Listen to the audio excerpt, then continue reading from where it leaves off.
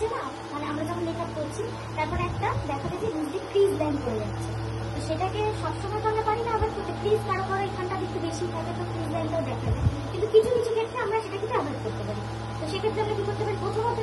যখন আমরা ধরো ফাউন্ডেশনটা দিচ্ছি, ফাউন্ডেশন কি করবে একদম এই উপর পর্যন্ত, এই যে আমরা ধরো পুরো একদম চোখের উপর পর্যন্ত দেবে না, তারপরে তোমরা নর্মালি সেটাকে বিউটি ব্লেন্ডারতে ড্যাপ করে দিলে, ড্যাপ করে সেটাকে ব্লেন্ড করে দিলে।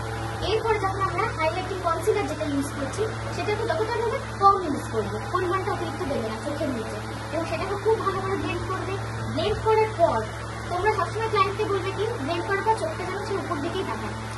নিচের দিকে তাকালে কি হবে আমাদের নিচের দিকে যখন তাকাবে সেখানে আবার একটা ক্রিজ পড়ে যাবে, সেটা তোমরা ক্লায়েন্টকে বলতে উপর দিকে তাকাতে। তারপরে তোমরা যখন লুজ পাউডারটা যেটা নিচ্ছ আমরা সেই লুজ পাউডারটা কি করবে, পাউডারটা ধরো পাপের মধ্যে নেবে, কিন্তু অতিরিক্ত এভাবে বেরিয়ে নেবে, কি হলো অতিরিক্ত থাকছে না, ঠিক আছে, যে অল্প পরিমাণে থাকলো সেইটাকে নিয়ে তারপর তোমরা আস্তে আস্তে সেটাকে ব্লেন্ড করো,